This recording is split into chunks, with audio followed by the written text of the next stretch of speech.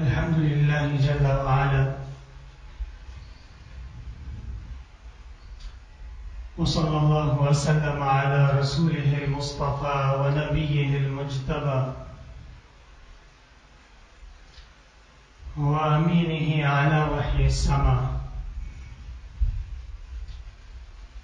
وعلى آله النجبى وأصحابه الأتقياء، أفضل الخلائق بعد الأنبياء، ومن بهديهم اقتدى وبآثارهم اقتفى، من المفسرين والمحدثين والفقهاء إلى يوم الجزاء. أما بعد، فأعوذ بالله من الشيطان الرجيم. بسم الله الرحمن الرحيم. ومن يعظم شعائر الله فإنها من تقوى القلوب. وقال الله تعالى: إن إبراهيم كان أمة قانتا لله حنيفا ولم يكن من المشركين شاكرا لأنعمه اجتباه وهداه إلى صراط مستقيم. وقال النبي صلى الله عليه وسلم: ما عمل عملا ابن آدم يوم النحر أحب عند الله تعالى من إهراقة الدم، وإنه ليؤتى يوم القيامة بأشعارها وأصوافها وأصلافها،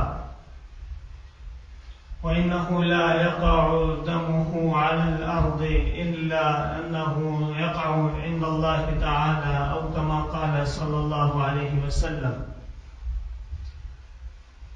وإذا افتقرت إلى الذخائر لم تجد، وإذا افتقرت إلى الذخائر لم تجد ذخرا يكون كصالح الأعمال. اللهم صل وسلم على النبي الأمي وعلى آله وأصحابه وبارك وصل وسلم عليه. اللہ تبارک و تعالی نے قرآن کریم کے اندر سورہ حج میں احکام نازل فرمائے ہیں جن کا تعلق، اکثریت کا تعلق وہ عشرہ ذو الحجہ اور عمل حج اور اضاحی شرعیہ سے متعلق ہے. یعنی اللہ تبارک و تعالی نے قرآن کریم کے اندر مختلف صورتوں میں مختلف دستور بیان فرمائے ہیں، مختلف آداب بیان فرمائے ہیں، اور انسان کی زندگی کس طرح کامیاب گزرے گی اس کے پورے پورے لاہ عمل وہ پوری صورتوں میں موجود ہیں.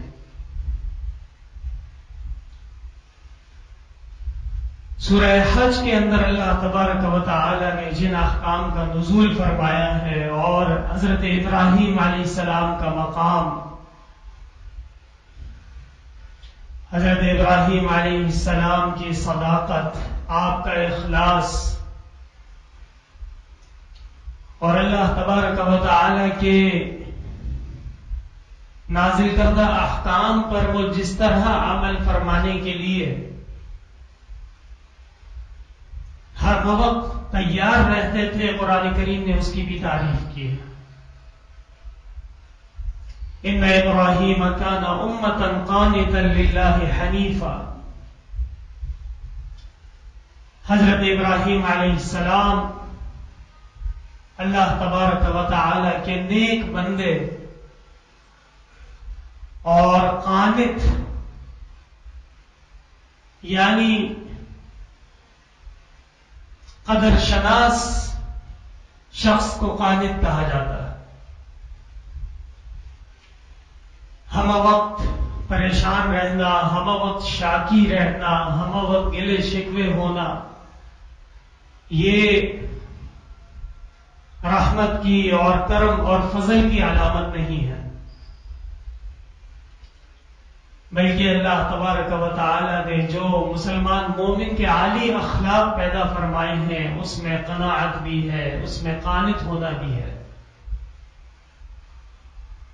اور غور کیجئے کہ قرآن کریم حضرت ابراہیم علیہ السلام کو امت کہہ رہے ہیں۔ امت کا لفظی ترجمہ اگر لے لیا جائے تو یہ بہت سارے انسانوں کے مجموعے کو کہا جا رہا ہے، اور اللہ تبارک و تعالی نے جو حضرت ابراہیم علیہ السلام پہ فضل فرمائے ہیں، وَبَشَّرْنَاهُ بِإِسْحَاقَ نَبِيًّا مِّنَ الصَّالِحِينَ وَبَارَكْنَا عَلَيْهِ وَعَلَىٰ إِسْحَاقَ، اسی طرح حضرت اسماعیل علیہ السلام دونوں ذبیح ہیں، جو کبار محدثین ہیں اور محققین مفسرین ہیں، ان کے ہاں یہ بات ثابت ہے کہ حضرت ابراہیم علیہ السلام کے دونوں صاحبزادے اللہ تبارک و تعالی نے مختلف اوقات میں دونوں کے ذبح کرنے کی آزمائش اور امتحان ابراہیم علیہ السلام اس میں کامیاب ہوئے ہیں۔ اور اگر دیکھا جائے تو اصل میں جو طلب کیا گیا، جو مقصود تھا، جس میں امتحان تھا اور واقعی آزمائش تھی، اور آزمائش بھی ایسی کہ جسے قرآن کریم آزمائش کہے، ان ھذا لہو البلاء المبین، یہ ایک بہت بڑی آزمائش تھی، ایک واضح کھلی آزمائش تھی۔ وہ حقیقت میں انسان کی جسمانی قربانی کی آزمائش تھی۔ اللہ تبارک و تعالی نے جس طرح انسان کو اپنا وجود عطا فرمایا ہے، تخلیق فرمائی ہے، اور نیست سے ہست میں لائے ہیں، نہ ہونے سے ہونے کے دائرے میں داخل ہوا، عقل ہوئی، سوجھ بوجھ ہوا، قرآن کریم کی اور دینی اسلام کی تعلیمات کی روشنی سے روشناس ہوا۔ اسی طرح اللہ تبارک و تعالیٰ کے فضائل اور اللہ تبارک و تعالیٰ کی طرف سے احسانات میں اولاد بھی شامل ہے، اور قرآن کریم میں اس کے بارے میں بھی بتایا گیا ہے۔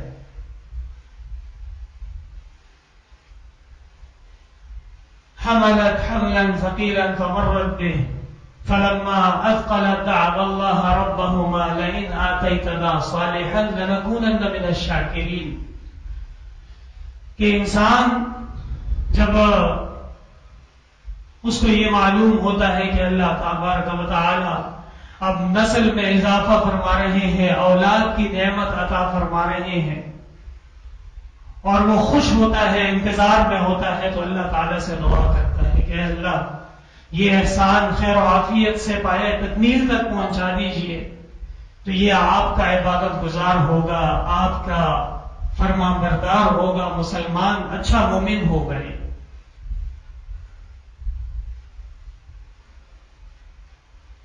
اور قرآن کریم میں آگے فرمایا جب وہ پیدا ہو جاتا ہے اور سمجھ بوجھ کے قابل ہو جاتا ہے تو پھر وہ شرک میں لگ پڑتے ہیں۔ ان الانسان خلق ہلوعا اذا مسه الشر جزوعا واذا مسه الخير منوعا الا المصلين، کہ انسان کی فطرت یہ ہے کہ جب مشکل آ جائے، تکلیف آ جائے یا آزمائش آ جائے تو پھر وہ اس وقت اپنے آرام اور اپنی اولاد، اپنا مال، اس کو بچانے کے لیے پھر وہ خرچ کرنے پہ آمادہ ہو جاتا ہے۔ لیکن جو خطرناک چیز ہے وَإِذَا مَسَّهُ الْخَيْرُ مَنُوعًا، اور جب اس کو خیر پہنچتی ہے، خیر میں خوشحالی بھی شامل ہے، خیر میں صحت بھی شامل، خیر میں اولاد کی کثرت اور اولاد کی عافیت بھی شامل، خیر میں سواری اور رہائش اور رزق بھی شامل. جب یہ تمام چیزوں میں وہ مستحکم اور مضبوط ہو جاتا ہے منوعہ، تو پھر وہ منع کرنے والا بن جاتا ہے. اس کو دنیا سے محبت، دنیا سے تعلق، دنیا میں لگاؤ، یہ چیزیں بڑھنا شروع ہوتی ہیں تو ظاہر بات ہے پھر اللہ تبارک و تعالی کے حکم کے مطابق انفاق فی سبیل اللہ اور اعمال للہ خالصتا للہ اس میں کمی واقع ہونا شروع ہو جاتی ہے. اور قرآن کریم ظاہر بات ہے کہ کامل و اکمل کتاب ہے، اور اللہ تبارک و تعالی نے اس میں جو علوم، جو نور، جو ہدایت، جو فلاح و نجات نازل فرما دی ہے وہ بغیر رکاوٹ کے ہے. اور نبی کریم صلی اللہ علیہ وسلم کے حیات طیبہ سے لے کے آخرت کے آخری لمحے تک رہتی انسانیت اور رہتی کائنات کے لیے ہدایت کا سامان یہی قرآن کریم کافی اور شافی ہے. تو قرآن کریم میں جب بھی انسان کے کسی مسئلے کا ذکر کیا جائے یا کسی خرابی کا ذکر کیا جائے فوری طور پہ اس کا حل بھی پیش کیا جاتا ہے، کیونکہ یہ ایک متبادل نظام ہے اور حقیقت یہ ہے کہ اصل نظام یہی ہے. نزل علیک الکتاب من قبل، اس سے قبل بھی کتابیں نازل ہوئی ہیں، وہ برحق کتابیں تھیں، اللہ تبارک و تعالی کی یہاں سے ہی نازل ہوئی. لیکن جب قرآن کریم کا نزول ہو گیا اور اس نے گزشتہ انبیاء، گزشتہ رسل اور گزشتہ کتب کا اقرار بھی کیا اور اس کے بعد فرمایا کہ اب یہ جو نظام آ رہا ہے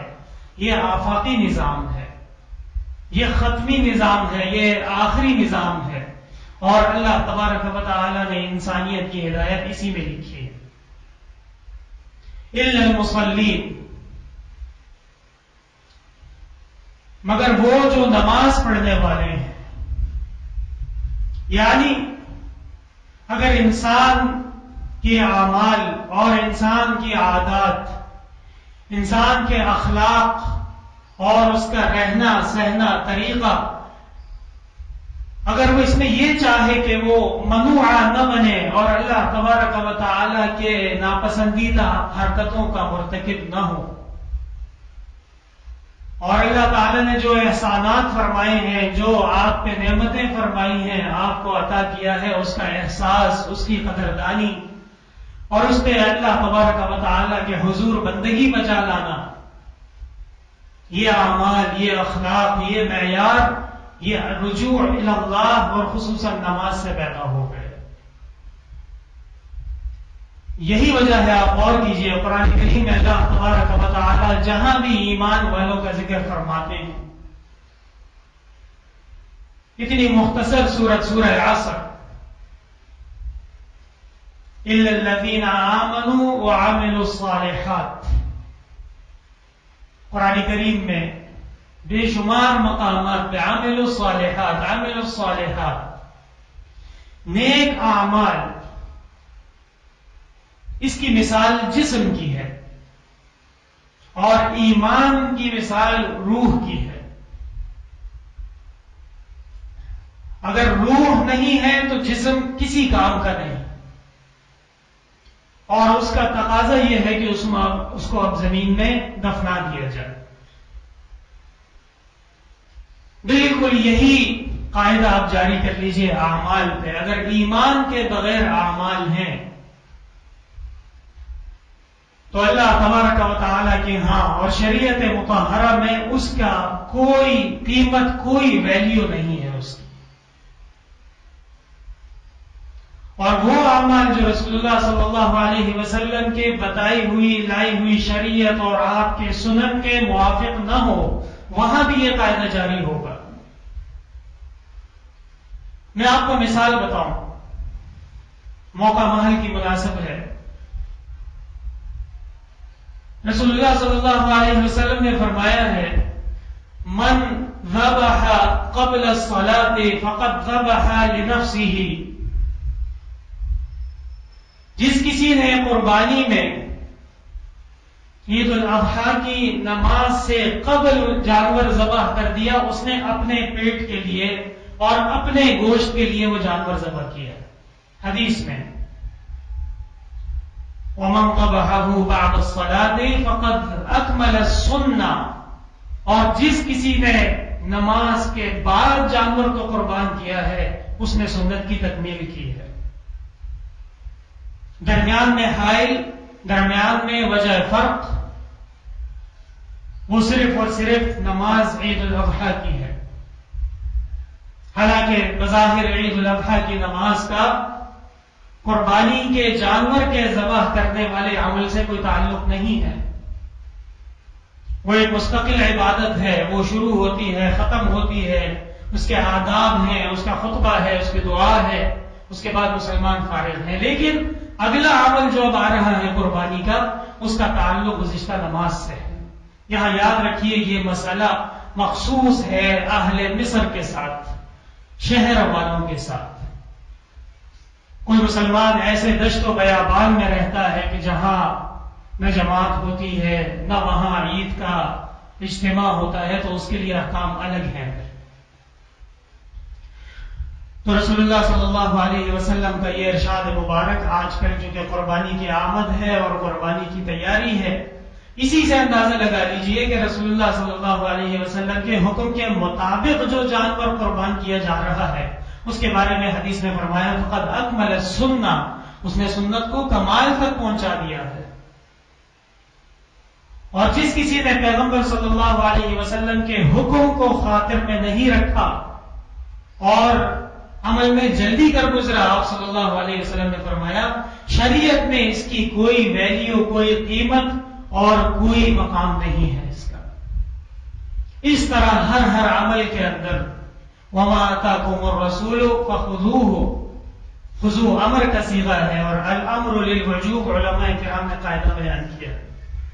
وَمَا نَهَاكُمْ عَنْهُ فَانْتَهُوا، اور رسول اللہ صلی اللہ علیہ وسلم کی تعلیمات مطہرہ جس میں آپ نے ہمیں آداب سکھائے، انسانیت اور حیوانیت میں فرق بتایا، آداب اور اس کے ساتھ ساتھ اخلاق سکھائے، ان میں جو ممانعات ہیں اس کا بھی پورا لحاظ رکھنا اور ان سے دور رہنا لازم ہے. واتقوا اللہ،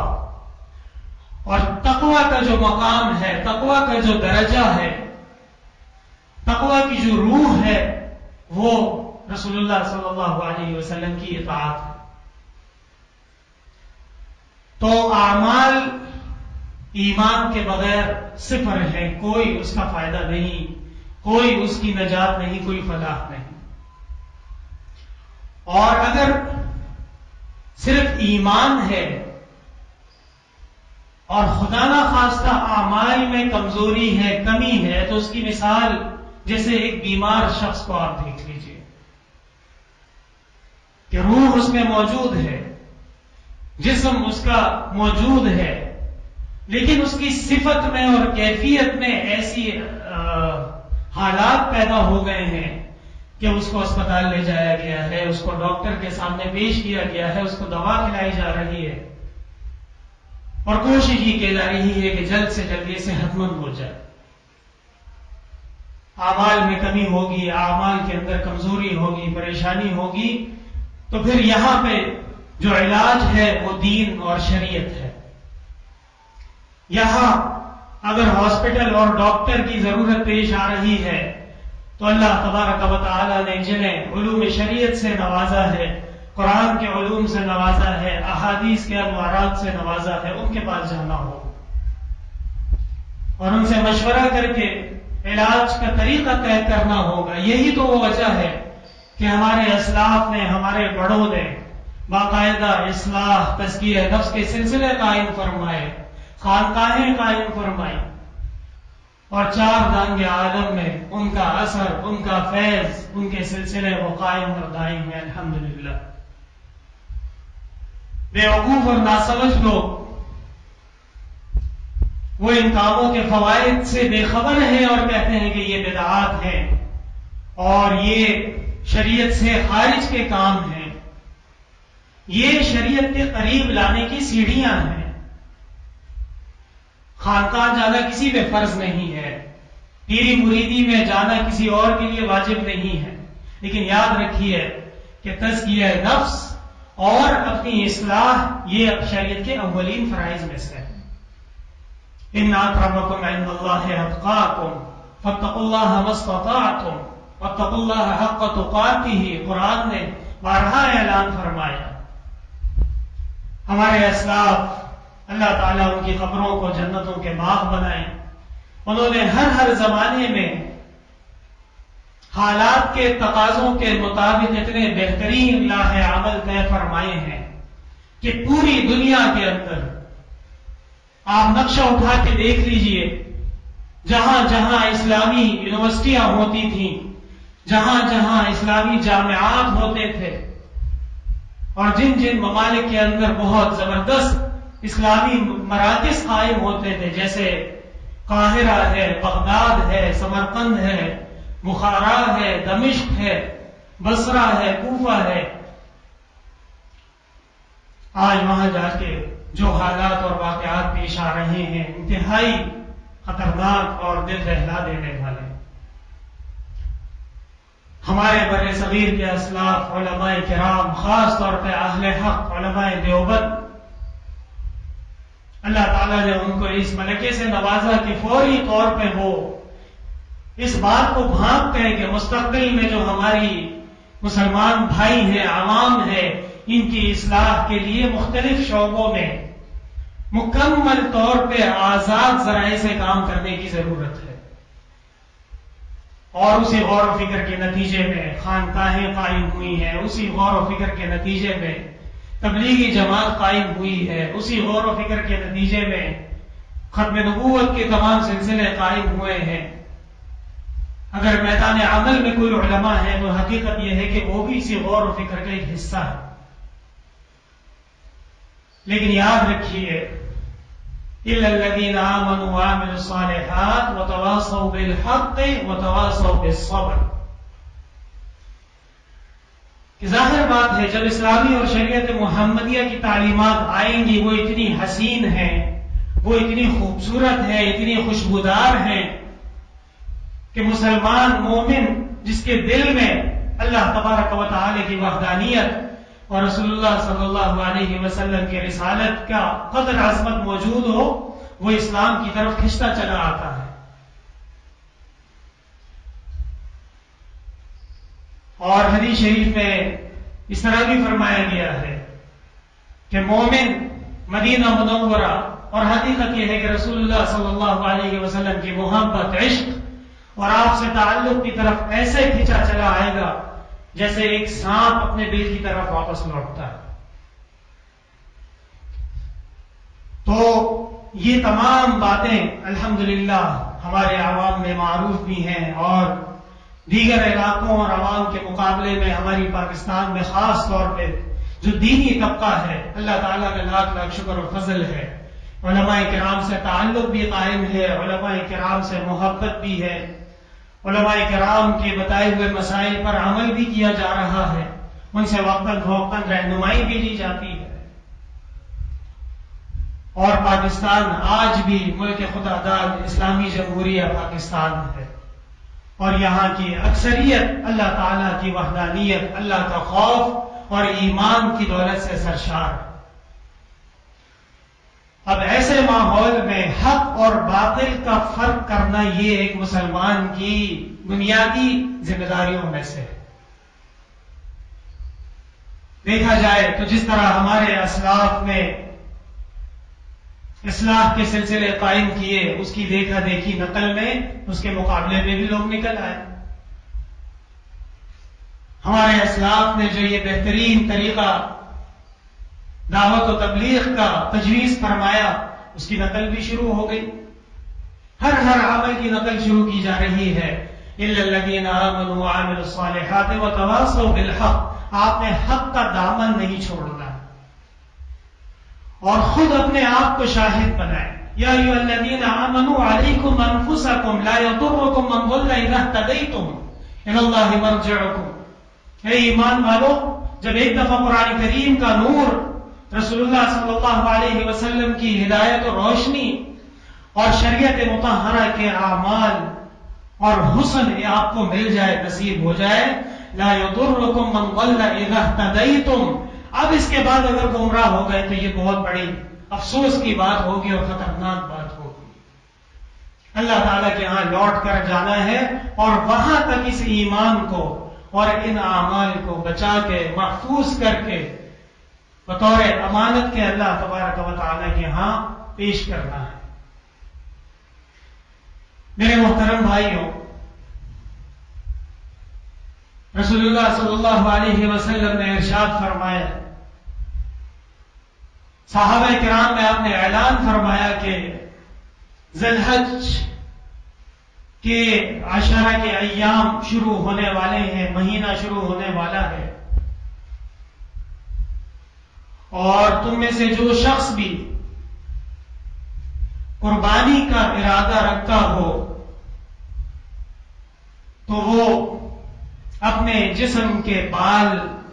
یا ناخن یا کھال کا کوئی کھرچا ٹکڑا وہ ہرگز نہ لے۔ اور مسلمانوں کے لیے بھی یہی حکم علماء کرام نے تجویز فرما دیا ہے کہ جو شخص خاص طور پہ خصوصاً قربانی چاہتا ہو، اور مسلمان خواہ قربانی کرے یا نہ کرے، وہ عموماً اپنے جسم کے ناخن، اپنے جسم کے بال، اس میں مونچھیں بھی شامل، اس میں سر کے بال بھی شامل، اور اپنے جسم کی کھال وغیرہ اس کا خیال رکھے، بغیر ضرورت کے، بغیر مجبوری کے اس کو نہ لیا جائے۔ اور اس حکم کے اندر بھی یہ حکمت بتائی جاتی ہے کہ اصل میں حقیقت یہ ہے کہ حجاج کرام جو احرام کی حالت میں ہوتے ہیں،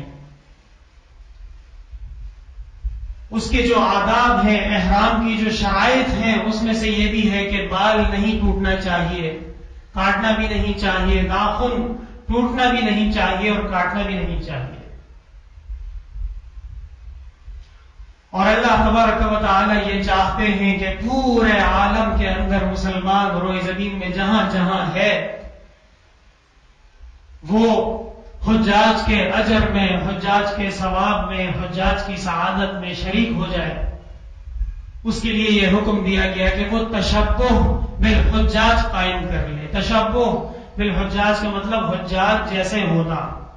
ان کے ساتھ تشبیہ اختیار کرنا۔ اور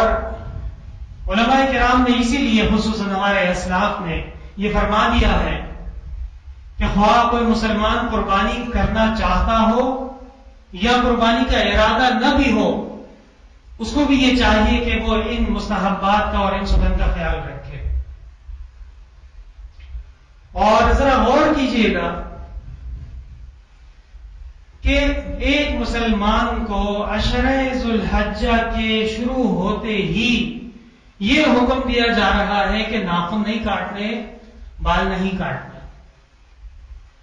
اور کھال سے مراد یہ ہے کہ جسم بھی محفوظ رہنا چاہیے، کوئی اس کے اندر کاٹ پیٹ نہ کی جائے۔ اب کہاں قربانی کا جانور ہے اور کہاں انسان کا اپنا جسم ہے، لیکن ان کے درمیان ایک مشابہت پائی جا رہی ہے۔ اللہ تبارک و تعالی نے ابراہیم علیہ السلام کو جو حکم فرمایا، حضرت ابراہیم علیہ السلام نے خواب دیکھا، اور خواب نبی کا وحی ہوتا ہے، دلیل شرعی ہوتا ہے۔ حضرت اسماعیل علیہ السلام بلوغ سے قبل کی عمر میں تھے، یعنی عقل سوجھ بوجھ آ چکی تھی اور ابھی بلوغ میں داخل نہیں ہوئے تھے۔ اس عمر میں حضرت ابراہیم علیہ السلام نے حضرت اسماعیل سے فرمایا انی ارا فی المنام انی اذبحک، میں نے خواب میں دیکھا ہے کہ میں آپ کو ذبح کروں. فانظر ماذا ترى قال یا ابت افعل ما تؤمر. چونکہ انبیاء کی جو تربیت ہے، انبیاء کے جو اخلاق ہیں، وہ پیدائش سے ہی وہ تربیت اور ڈھک کے اوپر چل پڑتے ہیں. وقت بیری گرگ ظالم میشا اور پرہیزگار در جوانی توبہ کرمدن شیوائے پیغمبر است. شیخ سعدی رحمۃ اللہ علیہ نے شعر میں کہا ہے کہ جو پیغمبرانہ اخلاق اور پیغمبرانہ عادات ہیں وہ ہے جوانی میں اپنے اعمال کو درست کر لینا اور توبہ کر لینا. اللہ تعالیٰ سب کو نصیب فرمائے. حضرت اسماعیل علیہ السلام کا جواب قال یا ابت افعل ما تؤمر، ابا جان جو آپ کو حکم ہوا ہے وہ کر لیجئے. ستجدنی انشاءاللہ من الصابرین، میری طرف سے رکاوٹ، میری طرف سے کوئی تکلیف آپ کو پیش نہیں آئے گی. قربانی کا حکم بیٹے کو قربان کرنے کا دیا جا رہا ہے، اور بیٹا وہ انسان کے اپنے جسم کے جز کا ایک حصہ ہے. فَلْيَنْظُرِ الْإِنسَانُ مِمَّا خُلِقَ خُلِقَ مِن مَّاءٍ دَافِقٍ يَخْرُجُ مِن بَيْنِ الصُّلْبِ وَالتَّرَائِبِ. اب یہ اللہ تبارک و تعالیٰ کا فضل اور احسان بہت عظیم کہ حضرت ابراہیم علی نبینا علیہ الصلاۃ والسلام نے جب اس عمل کا ارادہ فرما لیا اور عمل شروع کر لیا،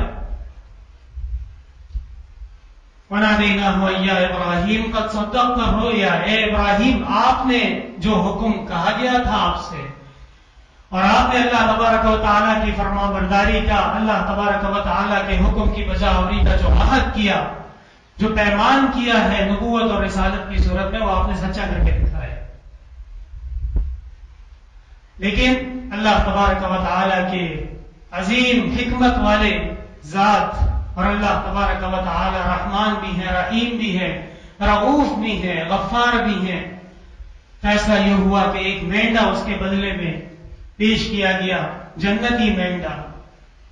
اور قربانی ہو گئی. اب یہ جو جانور قربانی کا ہے، اس کو عربی میں بدنہ کہا جاتا ہے. اور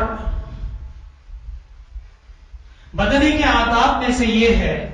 کہ نہ اس پہ سواری کی جائے گی، نہ اس کے منافع، مثلا اس کا دودھ وغیرہ، اس کا استعمال منع ہے قربانی کے جانور. اور اسی طرح اس میں کوئی عیب بھی نہیں ہونا چاہیے. آپ غور کیجئے اس کے جسم پہ جو شرائط لگائی جا رہی ہیں، یہ جسم انسانی جسم والی شرائط اس پہ لگائی جا رہی ہیں. یعنی یہ جانور جو آپ کے سامنے آ رہا ہے اور جس کو آپ قربان کریں گے، یہ حقیقت میں اب آپ کے بدلے کا قربان ہو رہا ہے، یہ آج بھی. اور قربانی کے جو حکم ہے کہ ذبح کرنا ہوگا، اور اکثر یہ ہے کہ خود کیا جائے. رسول اللہ صلی اللہ علیہ وسلم بارہا آپ نے مختلف ایام میں، ادوار میں قربانی کے جانور بدست مبارک قربان فرمائے. ان النبی صلی اللہ علیہ وسلم ذبح کبشین املحین اقرنین وضع رجلہ علی صفحہما. حدیث میں آتا ہے آپ صلی اللہ علیہ وسلم نے 2 مینڈے ذبح فرمائے. دونوں صحت میں اچھے تھے، موٹے تازے تھے، دونوں کے سینگ تھے، اور آپ نے اپنا پاؤں مبارک ان کے پہلو پہ رکھا تھا.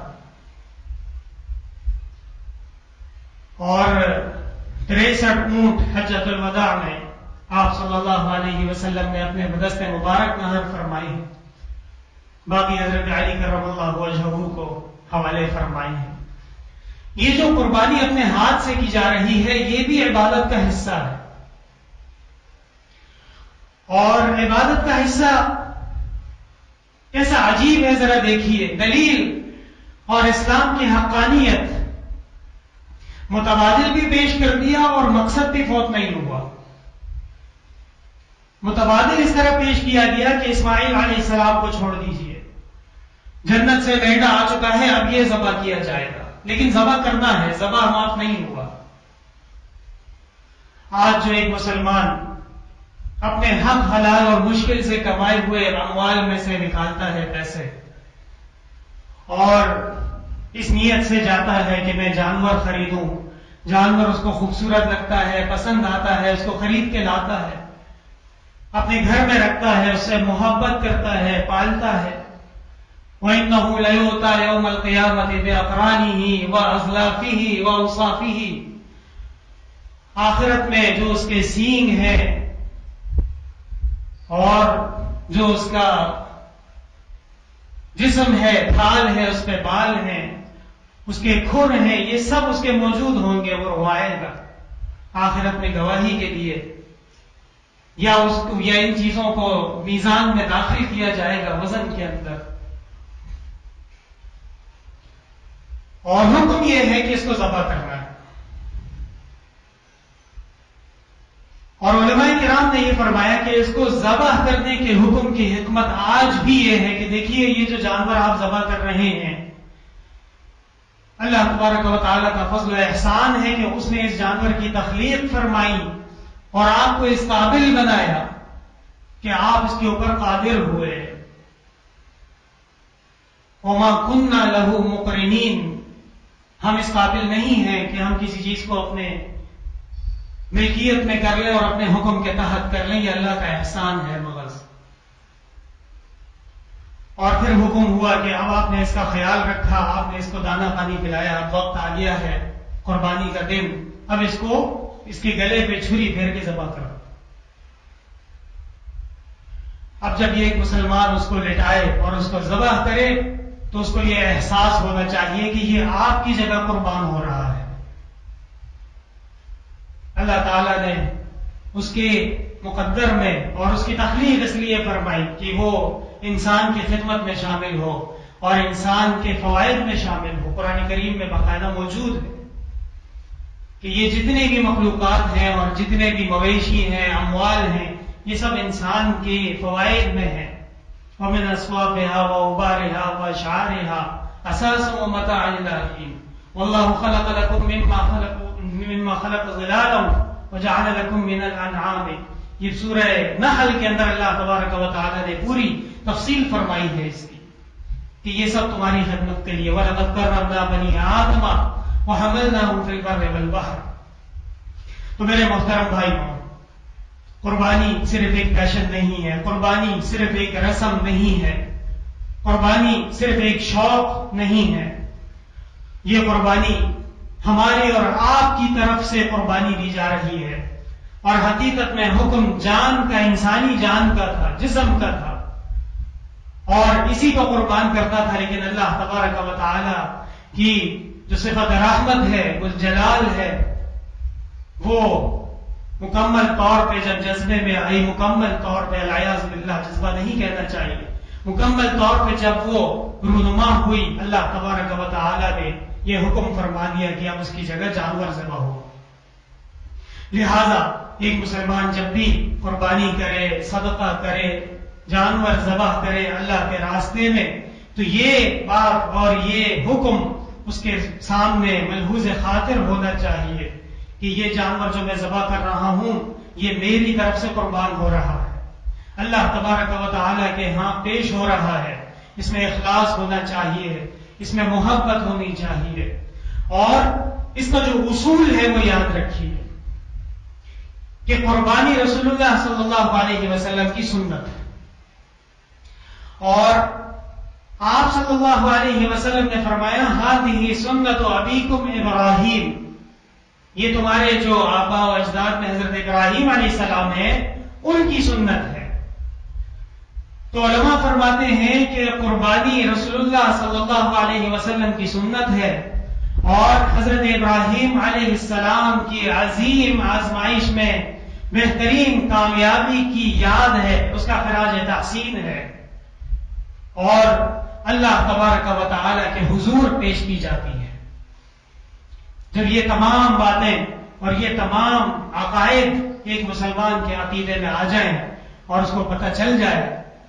کہ یہ جو میں عمل کر رہا ہوں یہ کتنا بہترین عمل ہے، افضل عمل ہے، شروع میں نے جو حدیث آپ حضرات کے سامنے پڑھی، رسول اللہ صلی اللہ علیہ وسلم نے فرمایا ما عمل مؤمن عملا یوم النحر احب الی اللہ من احراقۃ الدم. عید الاضحیٰ کے ایام میں مومن خون بہانے سے بڑھ کر اللہ تعالیٰ کے ہاں کوئی اور عمل محبوب نہیں کر سکتا. آج کل لوگ عجیب عجیب باتیں کرتے ہیں، کیا ضرورت ہے جانور ذبح کرنے کی، اور عجیب اور غریب قسم کے پروپیگنڈے. اور حقیقت یہ ہے کہ اسلام کی جیسی تمام عبادات پہ، شعائر پہ، تعلیمات پہ حملہ ہوتا ہے. قربانی بھی اسلامی تعلیمات ہے، تو ظاہر بات ہے وہ کیوں محفوظ رہے گی. رسول اللہ صلی اللہ علیہ وسلم نے ایک سال میں ایک قربانی میں 100 اونٹ قربان فرمائے ہیں، نہر فرمائے ہیں. تمہیں زیادہ عقل ہے یا رسول کو زیادہ عقل؟ تم زیادہ جانتے ہو کہ یہ جانور ذبح ہونے سے خون بہ رہا ہے، راستے گندے ہو رہے ہیں، یہ تکالیف آ رہی ہیں، اور وہ وما ارسلناک الا رحمۃ للعالمین ہے. رسول اللہ صلی اللہ علیہ وسلم کائنات کے سردار اور اللہ تبارک و تعالی کے آخری نبی، آپ کے محبوب، ان کی تعلیم کے سامنے تمہارا یہ فضول سی بات اور تمہاری یہ بے قیمت قسم کا فلسفہ، ہم اس کو اپنی جوتے کی نوک پہ رکھتے ہیں، اور اپنے پیغمبر کی سنت پر عمل کرنا یہ ایک مسلمان کے ایمانی تقاضوں کا حصہ ہے. لہذا جب بھی عبادت کریں، دعا فرمائیں گے، اللہ تعالیٰ قبول فرمائے، اللہ تعالیٰ اس میں اخلاص کی توفیق عطا فرمائے. اور یہ جو آگے آنے والے ایام ہیں بہت زیادہ عظمت والے ایام ہیں. والفجر ولیال عشر، قسم ہے 10 راتوں کی، اور جمہور کا اتفاق ہے تقریباً کہ یہ 10 راتیں یہی مراد ہیں. آگے ایام اضاحی آ رہی ہیں، تکبیرات تشریق آ رہی ہیں، عرفہ آ رہا ہے، عید الاضحیٰ آ رہی ہے. سب اللہ تعالیٰ کی رحمتوں اور فضائل کے اور اللہ تعالیٰ کے ہاں استغفار کے، اللہ تعالیٰ سے اپنی دعائیں قبول کروانے کے ایام ہیں. یاد رکھیے توحید لازم ہے. وقال ربکم ادعونی استجب لکم، تم مجھ سے طلب کرو، مجھ سے مانگو. ان الذین یستکبرون عن عبادتی، آگے یہ نہیں فرمایا عن دعائی، فرمایا بشرط یہ کہ میری عبادت ہو. اللہ تعالیٰ مسلمانوں کے اعمال میں توحید کو، سنت کو اور عقیدے کو مضبوط فرمائے، اور مسلمانوں کے اعمال قبول اور مقبول فرمائے. وآخر دعوانا الحمد للہ رب العالمین.